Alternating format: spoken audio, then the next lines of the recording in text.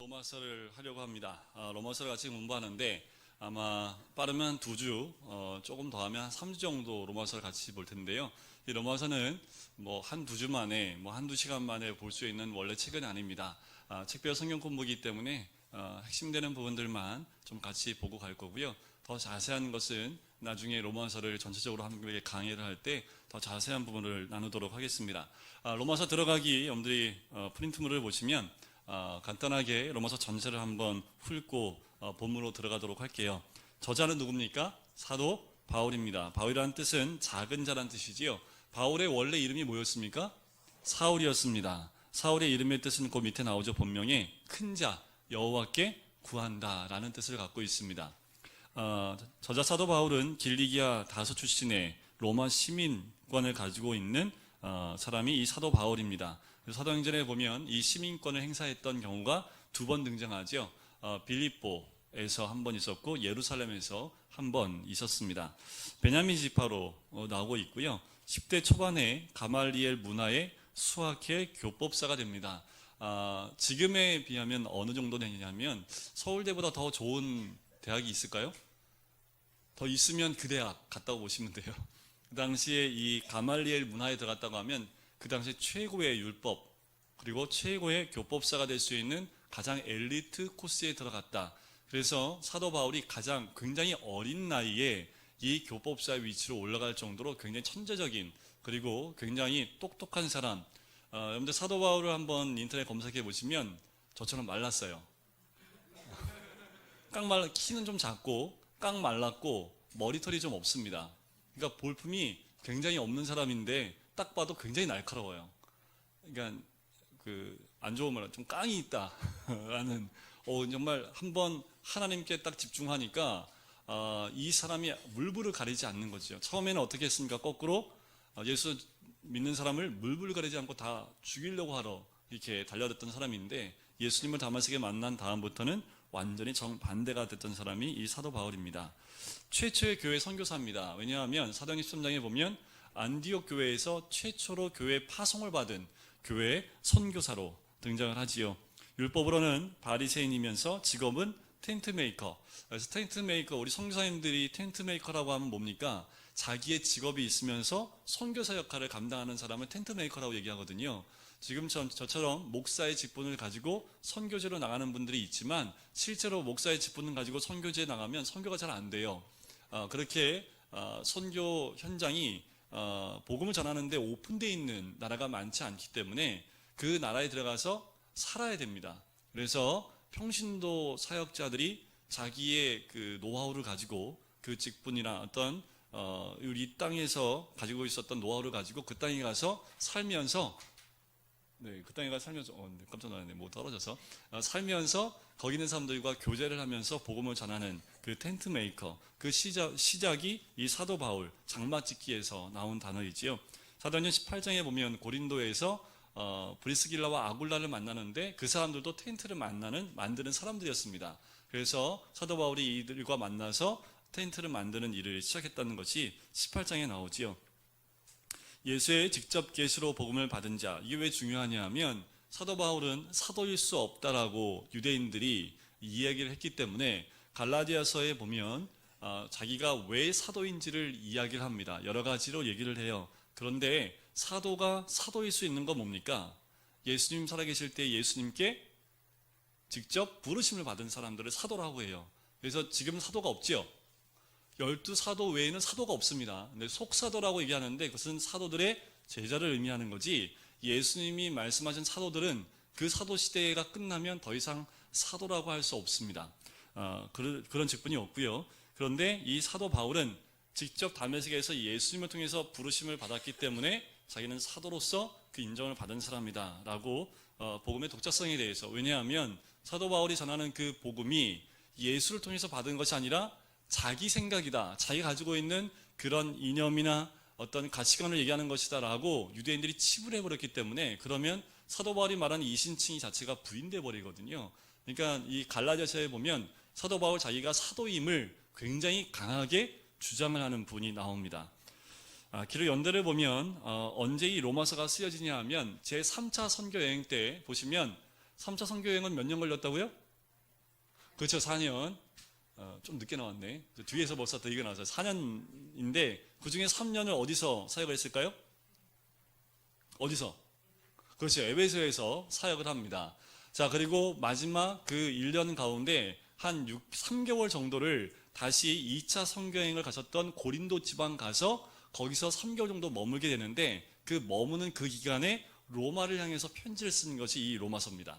그때 로마를 향해서 편지를 쓰면서 내가 이 로마서를 쓰는 이유가 무엇인지에 대해서 1장 1절부터 17절에 잘 나오는데, 자, 발신자는 바울이고요, 수신자는 로마 교회 모든 성도들, 주제는 우리가 잘 알고 있는 이신칭입니다. 믿음으로 의롭게 된다는 거죠. 자, 배경과 목적을 보면 사도 바울이 가슴에 품고 있었던 것이 사도행전 1장 8절 말씀입니다. 성령이 너희에게 임하시면 권능을 받고 예루살렘과 온 유대와 사마리아와 땅 끝까지 이르러 내 증인이 되리라. 이 땅 끝을 당시에 서바나라고 합니다. 이 서바나는 스페인을 의미해요. 그 곳이 땅 끝이었고, 그때 당시에는 뭐 지구가 둥글둥글하다 이런 게 없었잖아요. 그죠? 딱 눈에 보이는데 저 끝이야, 저희가 땅 끝이야 라고. 왜냐면 거기까지 사람이 갈 수 있었기 때문에 아마 그랬었던 것 같아요. 그래서 스페인, 서바나까지가 그들의 세상 가운데 땅 끝이었습니다. 그러니까 사도 바울은 어디 가고 싶은 거예요? 그 땅 끝. 우리나라 땅 끝 마을은 어디예요? 네? 네. 우리 어르신들 저하고 조금 일찍 더 만났으면 해남 한번 모시고 가면 좋은데 해남까지 모시고 가면 우리 어르신들이 지치실까봐 이제 너무 멀리도 못 가고. 자, 이때 당시에 땅 끝이 어디예요? 네, 서바나. 네? 이때 당시에 땅 끝이 해남입니다. 네. 네. 서바나까지 가야 되는 거지요. 그래서 로마 교회에 편지를 쓴 거예요. 안디옥 교회에서 서바나까지 나를 보내기에 너무 거리가 멀기 때문에 너희 로마 교회가 나를 좀 파송해 줬으면 좋겠다.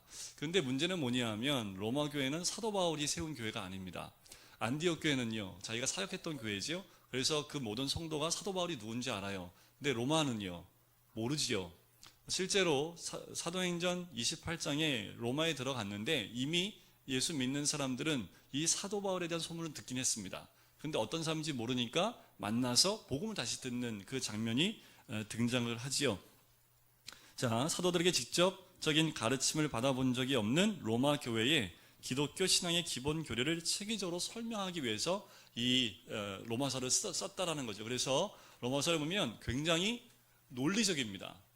논문 형식으로 써져 있을 만큼 굉장히 논리적이에요. 그래서 우리가 읽다 보면 굉장히 좀 어렵게 느껴지는 이유가 있어요. 그러니까 굉장히 논리적이기 때문에 그렇죠. 그런데 그렇게 어렵지 않습니다. 결국 이 로마서에서 말하는 게 뭐예요? 복음입니다. 복음. 그런데 이것을 이렇게 자세하게 쓴 이유가 뭐냐면 로마 교회는 사도들에 의해서 직접적인 가르침을 받아본 적이 없기 때문에 이들의 복음에 대해서, 교리에 대해서 사도 바울이 조목조목 설명하면서 이들이 가지고 있는 신앙을 한번 점검할 필요가 있다는 거지요.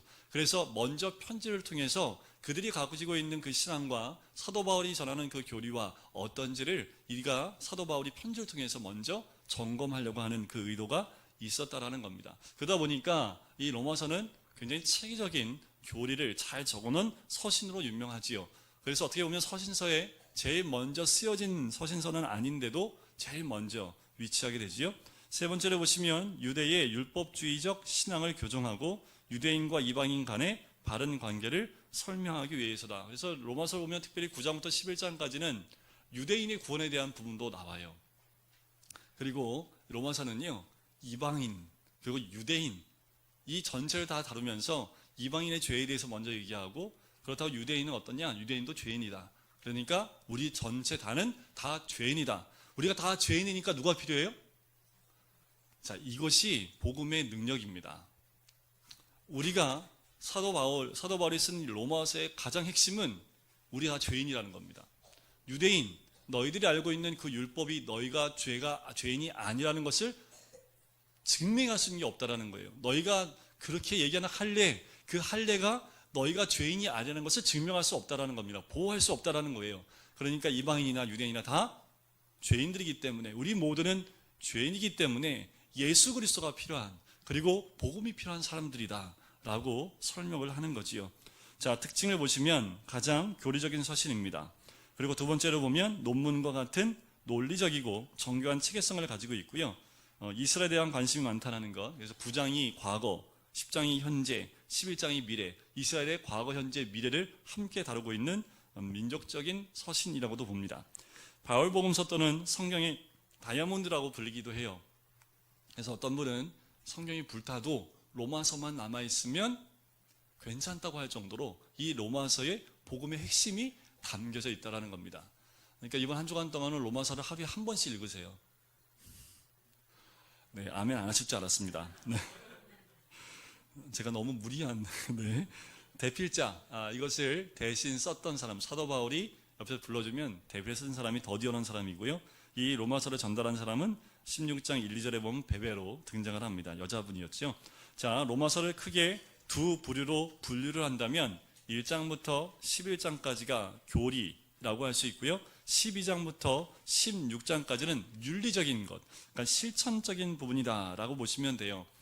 이것을 세 부분으로 나눈다면 1장부터 8장까지는 이신칭의 복음, 그 핵심이 적혀져 있다고 보시면 됩니다. 그리고 9장부터 11장까지는 이스라엘의 역사, 이스라엘의 구원 문제를 다루고 있고 마지막 12장부터 16장까지는 윤리적인 부분을 다루고 있다는 겁니다.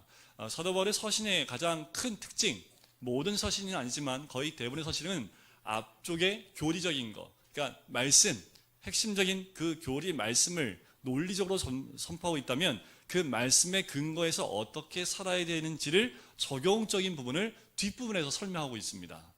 그래서 12장에 딱 넘어가면 이제 우리가 어떻게 살아가야 될지에 대한 삶의 직접적인 가르침이 12장부터 본격적으로 등장을 하게 돼요. 이때 당시에 서신의 기본적인 형태는요, 지금하고 좀 다르지요. 지금 편지를 쓰면 처음에 뭐라고 씁니까? 누구누구에게. 내가 썼다라는 거 언제 써요? 맨 마지막에 누가 썼다라는 걸 쓰지요. 근데 이때 당시에는 처음에 누가 쓴지를 밝힙니다. 그리고 받는 사람을 이야기를 해요. 그리고 약간의 인사말과 함께 그 다음에 이어져서 편지를 쓰는 목적이나 내용을 쓰게 됩니다. 그러니까 모든 서신을 보면 발신자, 수신자가 항상 먼저 나오게 되어져 있습니다. 이때 당시에 서신의 기본 형태입니다. 자, 7번째로 보면 로마 교회는 사도 바울이 개척한 교회가 아님을 나타내는 것이 1장의 10절부터 15절에 나와요. 전에도 한번 말씀을 드렸지만 로마 교회의 시작은 학자들에 의하면 성령 강림 사건 이후에 이 로마 교회가 시작했다라고 봐요. 왜냐하면 사도행전 2장에 보면 로마에서 온 유대인들이 있습니다. 그들이 베드로의 그 설교를 듣고 회심하게 되지요. 그들이 그 믿음을 가지고 로마로 돌아갑니다. 거기서부터 로마 교회가 시작했을 것이다 라고 학자들이 이야기를 해요. 근데 그의 타당성이 있습니다. 그러다 보니까 로마 교회에 뚜렷한 어떤 교리적인 그리고 복음에 대한 깊이 있는 어떤 가르침이 많이 부족했다라는 겁니다. 근데 문제가 된 건 뭐냐면 이 복음이 이방인에게도 들어갔잖아요, 그죠? 자, 로마라는 도시에 가면 회당이 있어요. 그러니까 유대인들 10명만 모이면 회당이 준비가 되죠. 거기서 중심으로 모이는데 이제 복음을 받아들이는 사람들, 그런데 이방인도 받아들여요. 근데 처음에 그 복음의 핵심이 누구였냐면 유대인들 중심이었습니다. 그리고 유대교로 들어왔던 이방인들이나 복음 때문에 이 유대인 그 모임 가운데 들어온 사람들이나 핵심이 유대인이었는데 사도행전 18장에 보면 글라우디오 때 다 추방을 당해요. 왜 그러냐 하면 그 안에서 문제가 생긴 거예요. 유대인들과 기독교 신앙을 가진 사람들과의 충돌이 아마 있었던 것 같아요. 그러니까 이거는 로마 사람이 아니라 다른 나라 사람들이 와서 로마에서 시끄럽게 하니까 여러 가지 이유가 있겠지만 추방령을 내려요. 그래서 모든 유대인이 다 쫓겨남을 당합니다. 그때 쫓겨난 사람이 누구라고요? 브리스길라와 아굴라입니다. 그러면 로마에 남아있는 로마의 교회라는 곳에 남아있는 사람은 누구밖에 없어요? 유대인들이 다 없어지니까 이방인밖에 없는 거지요. 그래서 이방인이 교회의 주인이 돼요. 나중에 이제 이 유대인들이 다 이제 그 금지령, 추방령이 다 해제가 돼서 다시 돌아왔지만 다시 교회의 주인 자리는 글쎄요, 유대인 기독교인보다는 이방인 기독교인들이 더 많았다는 얘기가 있습니다. 자, 이렇게 사도 바울은 이 자기가 개척하지 않은 로마 교회에 이 편지를 쓰게 됩니다. 여덟 번째 특징을 보면 바울이 문안 인사로 가장 많은 사람의 이름을 언급한 서신, 이건 특징이니까 알아두세요. 한 40여 명 정도의 이름이 등장을 합니다. 그러니까 이름을 계속 얘기해요. 누가 이렇게 문안하니, 이게 16장의 거의 대부분의 이름입니다. 신대원 들어갈 때는 이거 다 외웠거든요. 왜 외웠는지 모르겠어요. 안 외우셔도 돼요. 왜냐면 그때는 떨어뜨려야 되니까, 신대원에서 떨어뜨려야 되니까 이 이름이 이렇게 나와요. 특징적인 이름이. 자, 우리 1장부터 같이 보실까요? 여러분들이 보시면 제가 1장부터 16장까지 장제목을 적어놨잖아요. 그죠? 이거를 펴놓으시고 1장의 장제목은 이방인의 죄입니다. 특별히 1장 1절부터 17절까지는 서론 부분에 해당해요. 그런데 굉장히 중요합니다. 이 서론에 로마서 전체가 다 들어가 있다라고 해도 과언이 아닙니다. 우리 1절 다시 한번 읽어볼까요? 1절입니다. 시작. 예수 그리스도의 종 바울은 사도로 부르심을 받아 하나님의 복음을 위하여 택정함을 입었으니. 자, 사도 바울의 정체성이 뭡니까? 사도 바울의 모든 편지에 나오는 겁니다. 자신의 정체성에 대해서 정확하게 밝혀요. 뭐라고 나와요? 두 가지로 밝힙니다. 예수 그리스도의 종, 또 하나는 사도. 사도는 무슨 의미입니까? 아포스톨로스라고 해서 보냄을 받은 자이지요. 그러니까 나는 예수의 종이다 라는 거예요. 내 주인이 누구라는 거예요? 예수님이라는 겁니다. 이게 사도 바울의 정체성입니다. 나는 예수님이 주인된 예수의 종입니다. 그리고 그 주님이 나를 보내신 사도, 대사의 역할을 감당하는 사람이 저입니다. 그러니까 이 사도 바울은 이런 거예요. 주님이 가신 길을 따라가는, 그냥 주님이, 그 주인이 가니까 종은 뭐 하는 거예요? 따라가는 것처럼 나는 그렇게 따라가는 사람이다 라고 이야기를 하는 거지요. 그런데 뭘 위해서요? 하나님의 복음을 위해서. 자, 여기서 하나님의 복음을 위하여라고 나오는데 원어에 보면 이런 뜻도 있습니다. 하나님의 복음 속으로 라는 뜻도 있어요. 그러니까 사도 바울의 존재 이유는 이 복음 가운데 있다. 그리고 앞으로도 나는 이 복음으로 살고 앞으로 이 복음을 전하는데 내 생명을 다 바치겠다 라는 그 의미로 얘기합니다. 그래서 2절부터 나오는 게 바로 이 복음은 이라고 설명하는 거지요. 자, 이 복음은 곧 누구에 대해 쓴 거예요? 대답하시면 그냥 넘어가려고 그랬는데. 자, 2절과 3절에 2절부터 4절까지가 그 내용, 그죠? 2절부터 4절까지 이 복음은 자, 약속하신 것인데 3절을 보세요. 육신으로는 다윗의 혈통, 4절에 보면 성결의 영으로는 죽은 자들 가운데 보라사 능력으로 하나님의 아들로 선포되었으니 곧 누구라고요? 예수 그리스도. 그러니까 복음은 곧 뭐예요? 예수 그리스도다라고 간단하게 복음에 대해서 설명을 합니다. 바로 성경, 이 복음이라는 것은 구약을 의미하기도 해요. 그래서 이 복음, 이 구약에는 바로 그 예수 그리스도에 대해서 이야기하고 있는 것이다 라고 이야기를 합니다. 자, 그리고 8절 말씀을 보실까요? 자, 8절 말씀에 보시면 너희 모든 사람에 관하여 내 하나님께 감사함은 너희 믿음이 온 세상에 전파됩니다. 사도 바울이 로마서를 쓰면서 감사하는 이유가 여기 나오는데 뭐 갖고 감사해요? 사도 바울의 감사는 딱 하나밖에 없습니다. 복음 전파라는 거지요. 그리고 로마를 방문하는 목적이 세 가지가 나오는데 11절 어떤 신령한 은사를 너희에게 나누어 주어 라는 거지요. 이 은사가 뭔지는 모릅니다.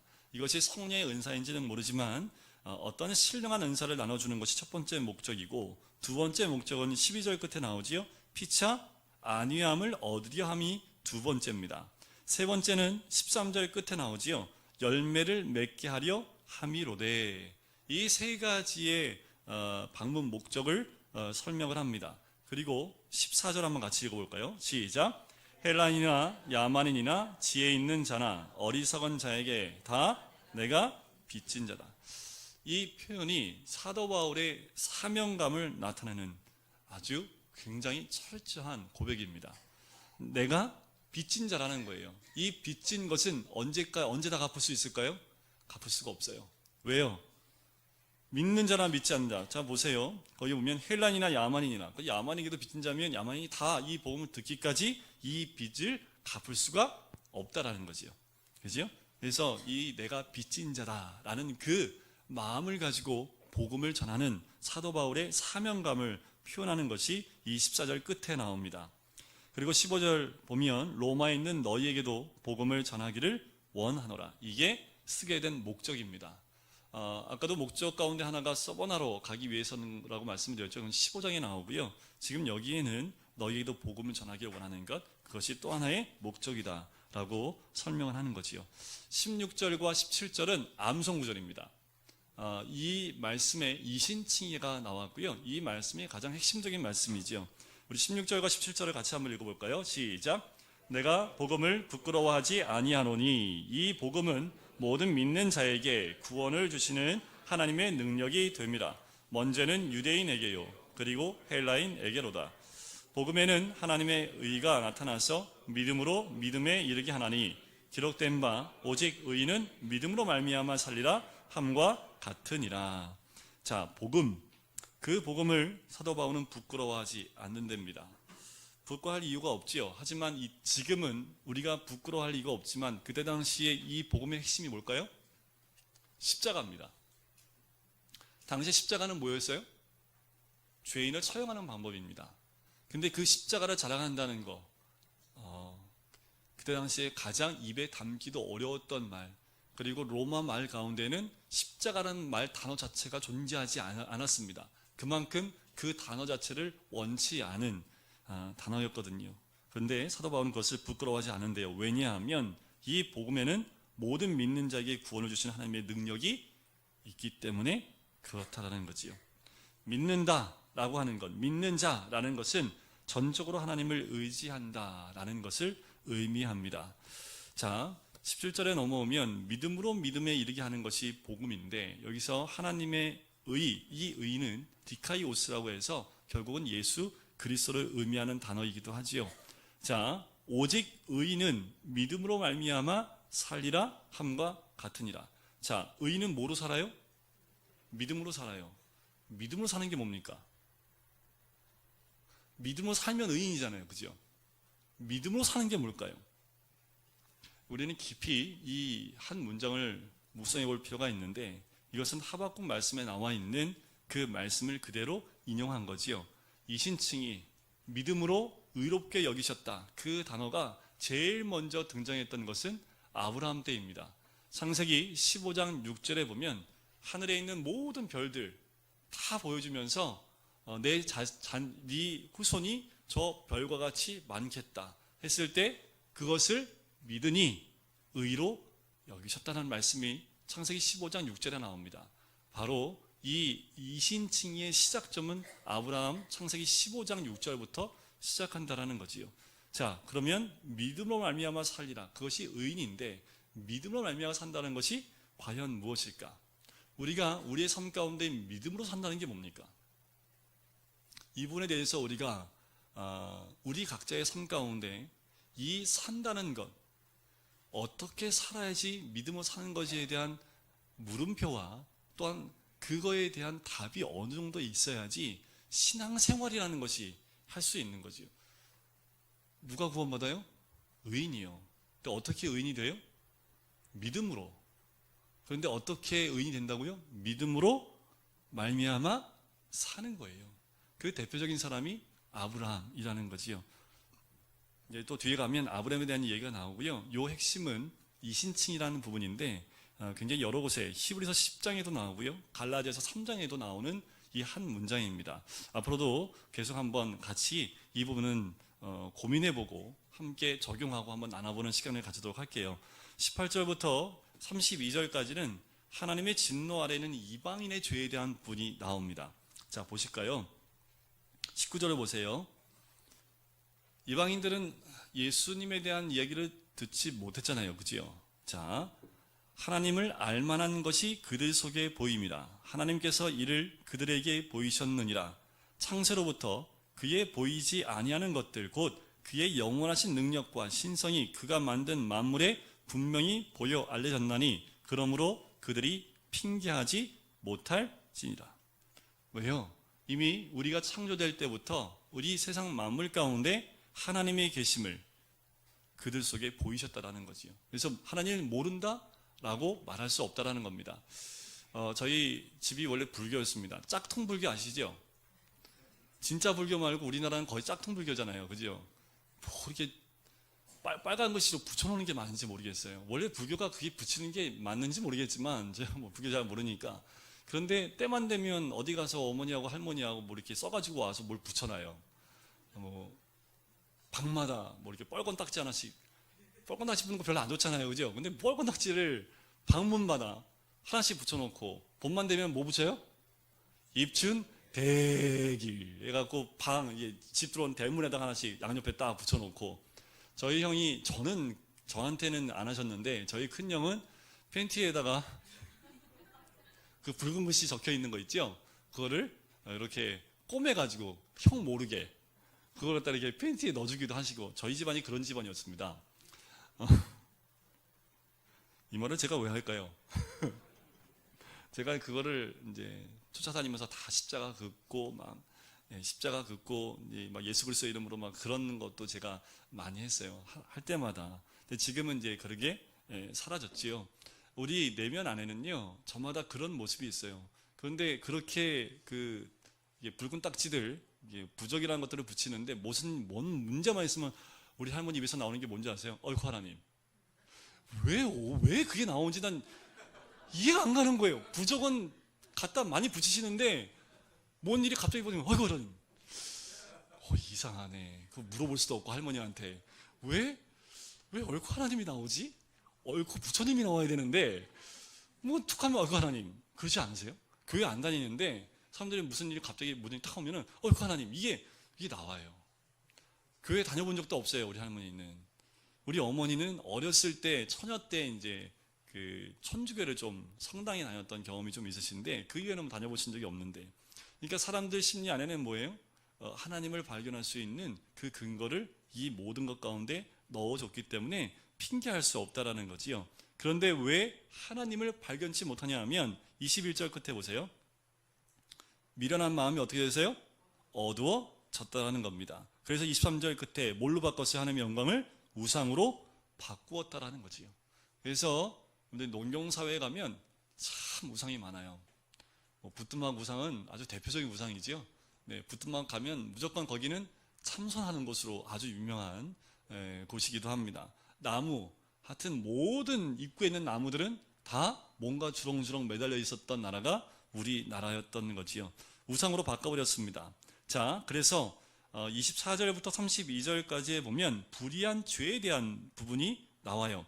자, 24절에 보면 하나님께서 그래서 그들을 어떻게 해요?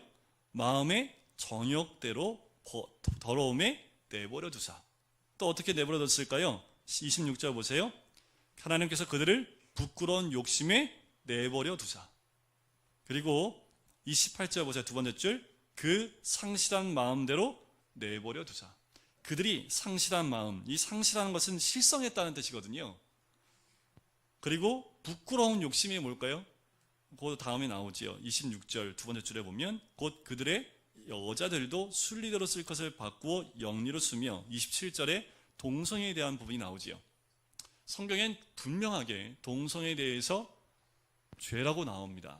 그런데 동성애자들은 이것은 동성애에 대한 이야기가 아니라 당시의 문화적인 것이라고 얘기하는데, 그것은 동성애적인 관점으로 성경을 해석하기 때문에 그런 거고, 성경엔 분명히 동성애가 죄라고 나와요. 그리고 역사적으로 봐도 그렇게 동성애가 난무한 곳은 멸망당하는 것을 많이 보고요. 소돔과 고모라 그 도시도 그와 같았던 거지요. 그렇게 내버려 두는 거지요. 그 이방인들의 죄입니다. 그 이방인들의 죄가 어떻게 나옵니까? 29절부터 31절까지 쫙 나와요. 시간이 되면 죄 하나하나 조목조목 어떤 죄인지를 좀 알아보면 좋은데, 뭐 죄 알아봤자 이 죄에 하나도 안 걸리는 사람은 단 한 명도 없습니다. 많지요, 그지요?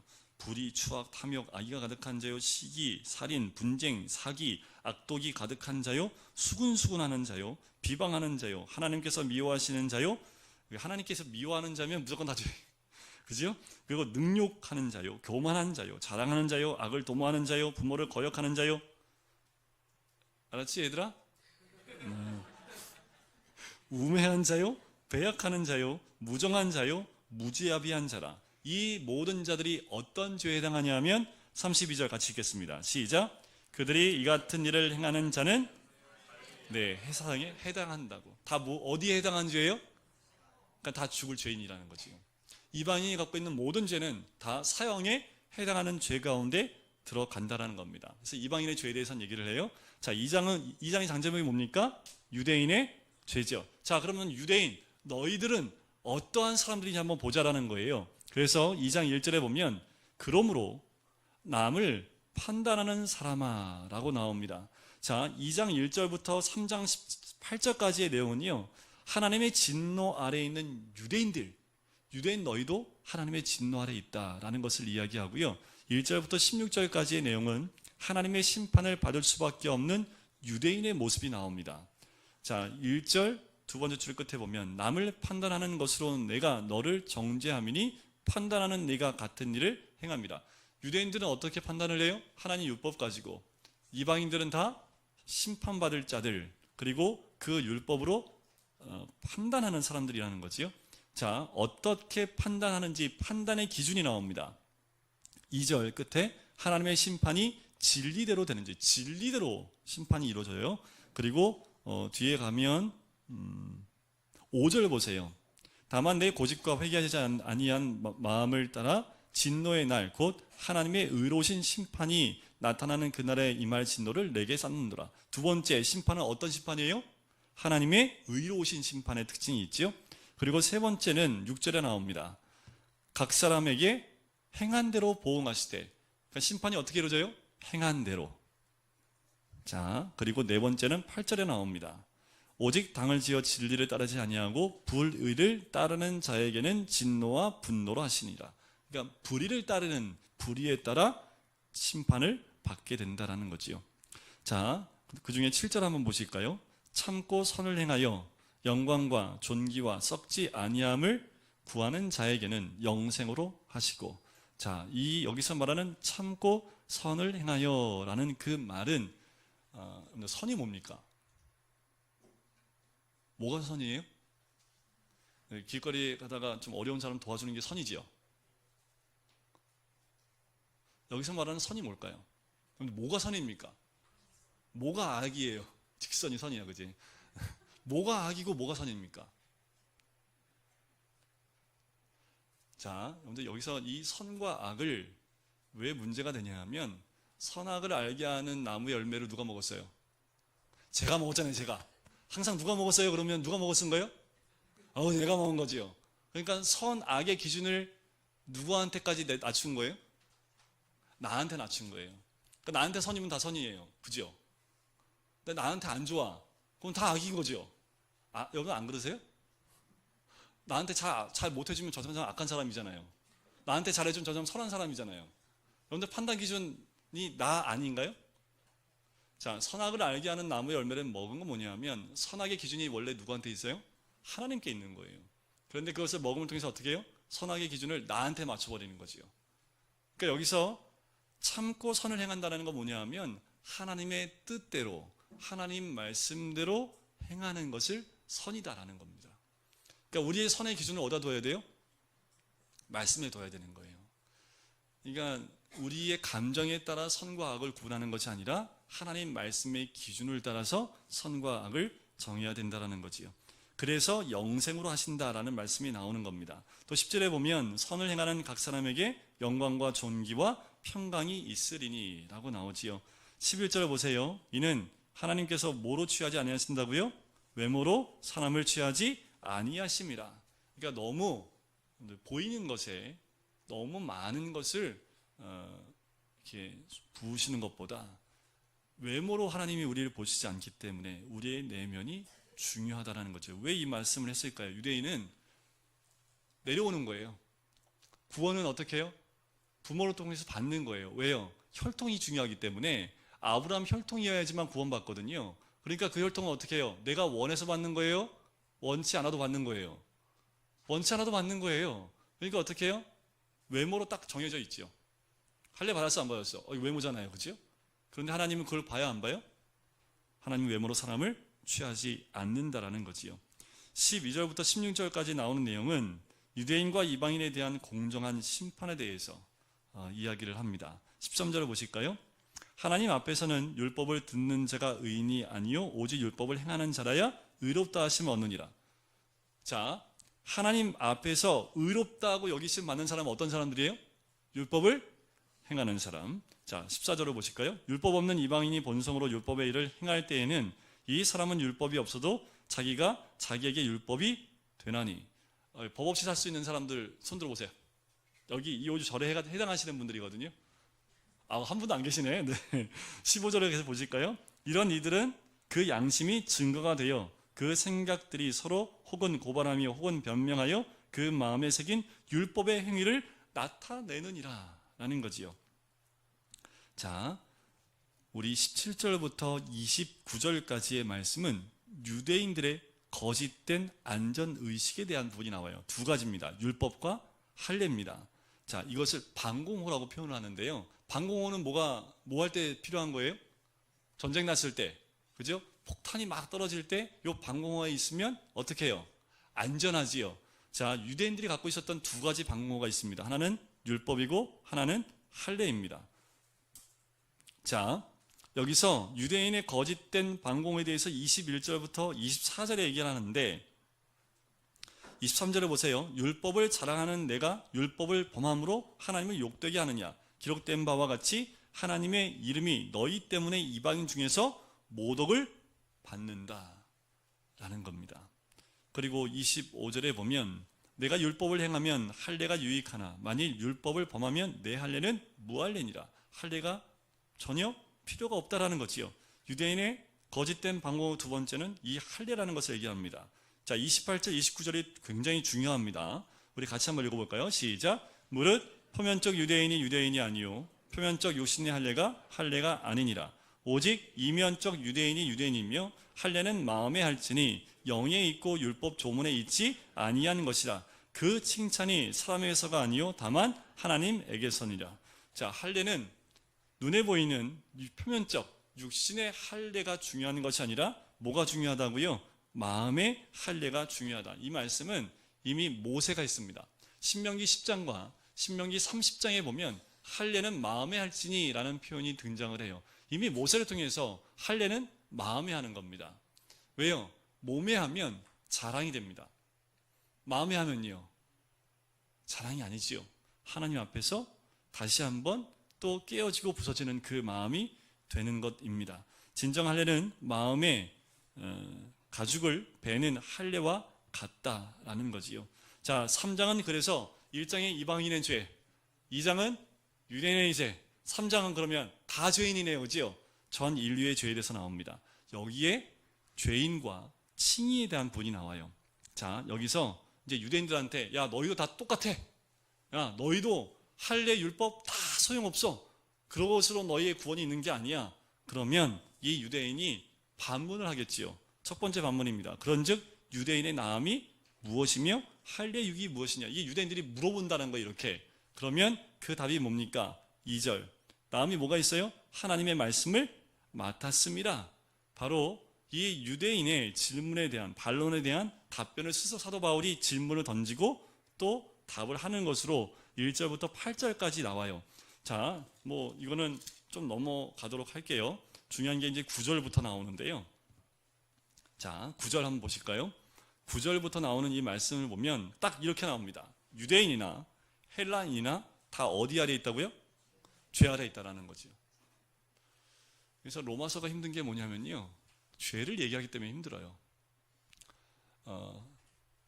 여러분들 수술도 요새는 이제 로봇 수술을 하는데 아주 세밀한 거는 아주 로봇 아주 가늘한 걸로 현미경 보면서 하잖아요. 세밀한 수술일수록 쉽지가 않습니다. 그만큼 우리 안에 이 죄에 대한 부분을 밝혀내고 내가 죄인인 것을 도망가지 못하게 할 만큼 그 죄에 대한 부분을 다 밝히고 있고, 그것이 우리가 다 죄 아래 있다는 것을 누구도 부인하지 못하게끔 딱 3장에서 선포를 해버리는 거예요. 유대인, 이방인 다 죄 아래 있어 라고 선포를 해버립니다. 뭐 갖고 말씀하냐면요, 시편 14편 말씀을 가지고 얘기합니다. 볼까요? 기록된 바 의인은 없나니 하나도 없으며. 의인이 어디 있어요, 이 세상에? 의인은 한 명도 없다고 얘기합니다. 깨닫는 자도 없고 하나님을 찾는 자도 없고 선을 행하는 자도 없나니 한 명도 없어요. 이미 시편 14편 말씀에서 이 얘기를 합니다. 자, 18절 보세요. 그들의 눈앞에 하나님을 두려워함이 없느니라. 왜 이들이 그 죄 가운데 있습니까? 왜 은이 하나도 없어요? 하나님을 두려워함이 없기 때문이다 라는 겁니다. 하나님을 경외하는 마음이 있으시기를 주의 이름으로 간절히 축원드립니다. 자, 이제 하나님의 의가 나옵니다. 그럼 율법의 역할이 뭡니까? 이게 정확하게 이제 이 율법의 역할이 무엇인지 사도 바울이 얘기합니다. 자, 20절을 볼까요? 율법의 행위로 그의 앞에 의롭다 하심을 얻을 육체가 없다라는 거지요. 율법의 역할이 뭘까요? 율법으로는 죄를 깨달습니다. 우리가 정해놓은 율법, 법들은 우리가 어떻다는 것을 깨닫게 하는 거예요? 죄인이다라는 것을 깨닫게 한다는 겁니다. 갈라디아서에 보면 이걸 초등교사라고 나와요. 자, 이게 뭐냐 하면 율법은 우리를 데리고 예수 그리스도를 만나게 해주는 안내자 역할, 그 역할밖에 할 수 없다라는 겁니다. 왜요? 율법은 100% 지킬 수 있는 인간은 단 한 명도 없다라는 겁니다. 구약에 하나님 주신 그 율법을 100% 지키기 위해서 유대인들이 뭐 했어요? 613가지 플러스 알파, 손 씻는 거, 전통 만들고 어마어마한 율법을 다 만들어 놨습니다. 그리고 바리새인들은 어떻게 해요? 그것을 지키려고 했던 사람들이 바리새인입니다. 100% 지킬 수 있는 사람이 있다는 거예요? 없다는 거예요? 없다라는 거죠. 결국 100가지를 지키다가 한 가지를 어기면 그 사람은 뭐 한 거예요? 율법을 어긴 거잖아요. 1000가지 율법을 다 지켰어요. 대단하지요? 엄청난 사람입니다. 그런데 한 가지를 어겼어. 그럼 그 사람은 1000가지를 다 어긴 사람이 되는 거지요. 자, 이렇게 율법은 우리로 하여금 죄를 깨닫게 해주는 역할을 한다. 21절 중요합니다. 같이 한번 읽어볼까요? 이제는 율법 외에 하나님의 한 의가 나타났으니 율법과 선지자들에게 증거를 받은 것이다. 그것이 곧 뭐냐 하면 예수 그리스도를 믿음으로 말미암아 모든 믿는 자에게 미치는 하나님의 의니 차별이 없다. 이 사도 바울이 이 3장 19절부터 31절까지 이 부분에 복음의 핵심인 이신칭의를 잘 설명하고 있습니다. 그러니까 여러분들이 잘 모르겠으면 이 부분을 반복해서 한 20-30번 읽어보세요. 그래도 우선 잘 모르겠는데요. 그러면 100번 읽어보세요. 그래도 모르겠어요. 1000번 읽어보세요. 그러면 됩니다. 1000번 읽었는데도 이해가 안 가면 저한테 오십시오. 자, 요 말씀의 핵심이에요. 22절에 보면 예수 그리스도를 믿음으로 말미암아 모든 믿는 자에게 미치는 하나님의 의가 차별이 없습니다. 그러니까 믿음에 차별이 없다라는 거예요. 자, 23절입니다. 모든 사람이 죄를 범하였음에 하나님의 영광이 이르지 못하더니. 똑같아요. 저나 여기 앉아 계신 성도님들이나 다 똑같아요. 왜요? 다 죄를 범하였기 때문에 하나님의 영광이 이르지 못한다라는 겁니다. 24절 굉장히 중요한 말씀이죠. 그리스도 예수 안에 있는 속량으로 말미암아 하나님의 은혜로 값없이 의롭다 하심을 얻은 자가 되었다라는 겁니다. 자랑할 것이 있어요? 없어요? 없다라는 거지요. 유대인들은 뭘 자랑했어요? 율법을요, 할례를요. 왜요? 자랑거리가 되기 때문에 그래요. 너희 율법 지켜? 못 지키는데요. 난 율법 지키는데. 이런 것이 자랑거리가 됐다라는 거지요. 하지만 속량, 하나님의 은혜는 값이 없습니다. 그래서 누구도 자랑할 수 없는 것이다 라는 거지요. 그래서 25절에 이 예수를 하나님이 그의 피로써 믿음으로 말미암은 화목제물로 세우셨으니 이는 하나님께서 길이 참으시는 중에 전에 지은 죄를 간과하심으로 자기의 의로우심을 나타내려 하십니다.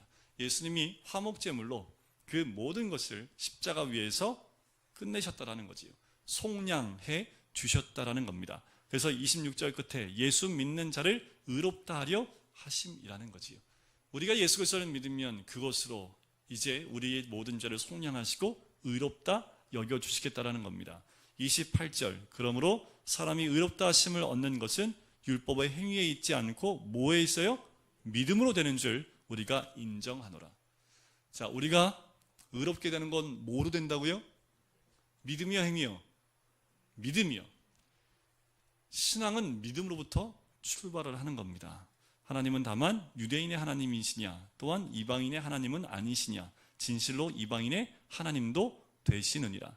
30절 할례자도 믿음으로 말미암아 또한 무할례 자도 믿음으로 말미암아 의롭다 하실 하나님은 한 분이시니 그런즉 우리가 믿음으로 말미암아 율법을 파기하느냐 그럴 수 없느니라. 도리어 율법을 굳게 세우느니라. 이 3장까지는 모두가 죄인이기 때문에 그 모든 죄인을 위해서 누가 필요한 거예요? 예수 그리스도. 그분만이 우리를 구원의 길로 인도하신다라는 것을 이야기를 합니다. 그 이신칭의에 대한 핵심을 설명하고 난 다음에 4장에부터 나오는 것은 이신칭의의 적용적인 부분들을 구약에 나와 있는 아브라함을 통해서 설명을 해 나가는 것이 4장부터 등장을 해요. 다음 시간에는 이 4장, 5장, 8장까지 우리 같이 볼 텐데 적용하는 부분에 들어가는 이 4장부터 이제 믿음으로 사는 것이 무엇인지, 어떤 삶인지, 또한 이신칭의가 아브라함에게 어떻게 적용돼서 드러나는지를 이 아브라함을 통해서 설명하고 이제 5장부터는 그것을 적용하는 삶이 어떤 삶인지에 대한 부분이 등장을 하는 것이 5장부터 8장까지 내용입니다. 그래서 다음 주에는 요 8장까지 내용을 함께 나누도록 할까요?